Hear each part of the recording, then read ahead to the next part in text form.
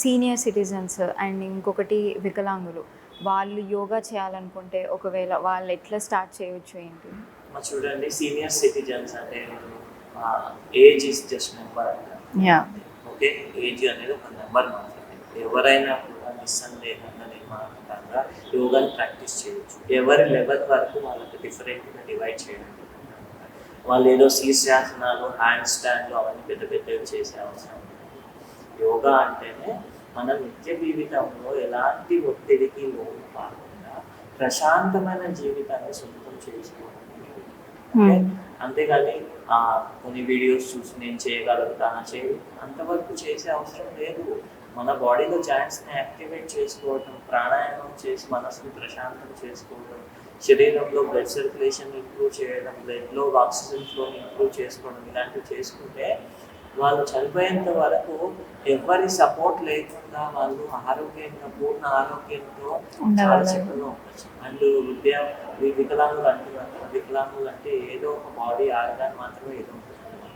Organ పోయిందని ఇంకో organ పట్టించుకోకుండా ఉండలేదు కదా వాళ్ళు. సో వాళ్ళు కుర్చీలో కూర్చొని కూడా అద్భుతమైన ఆసనాలు వేయచ్చు. 84 ఆసనాలు కుర్చీలో కూడా కూర్చొని వేయచ్చు. అది చేయించే ట్రైనర్ పట్టి ఉంటుంది. మనం చేయాలనుకుంటే ఎట్లయినా చేయొచ్చు. మాకు ఇది ఉంది అది ఉంది అంటే సాధ్యం. ఇప్పుడున్న జనరేషన్లో స్ట్రెస్ వల్ల సూసైడికల్ థాట్స్ అనేవి అయిపోయాయి.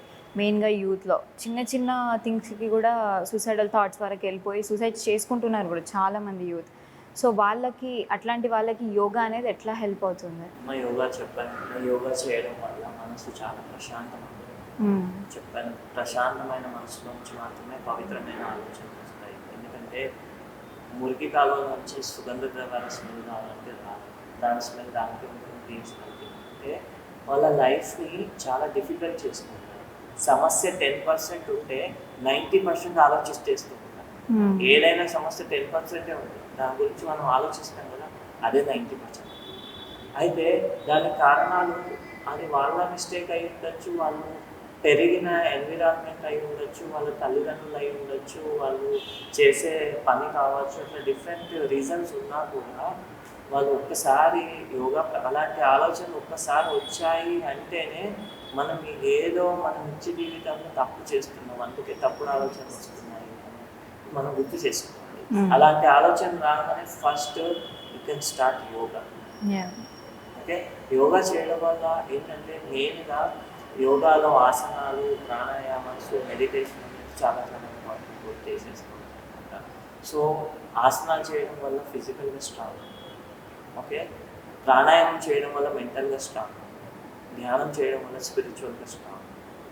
అకార్డింగ్ టు WHO ప్రకారము ఆరోగ్యము అంటే ఎలాంటి రోగాలు ఉండడమే ఆరోగ్యం అనుకుంటాం. అలా కాదు, మనం ఫిజికల్గా స్ట్రాంగ్ ఉండాలి, హెల్తీగా ఉండాలి, మెంటల్గా స్ట్రాంగ్ ఉండాలి, ఎమోషనల్గా స్ట్రాంగ్ ఉండాలి, ఫినాన్షియల్గా స్ట్రాంగ్ ఉండాలి, స్పిరిచువల్గా స్ట్రాంగ్ ఉండాలి. ఇవి 5 ఉంటేనే యోగిక్ సైన్సెస్లో ఆరోగ్యవంతుడు అంటారు. ఎందుకంటే ఇందులో ఏది ఇంబ్యాలెన్స్ అయినా కూడా అది మళ్ళీ శారీరక దారిస్తుంది అనమాట. డబ్బులు లేవనుకుంటే అయ్యో ఫిజికల్గా స్ట్రాంగ్ ఉన్నప్పుడు డబ్బులు మెల్లగా మెంటల్ ప్రాబ్లమ్ స్టార్ట్, ఎమోషనల్, ఇవి కూడా అన్నీ కూడా ఫిజికల్ బాడీ వైపు వచ్చేస్తుంది. ఓకే.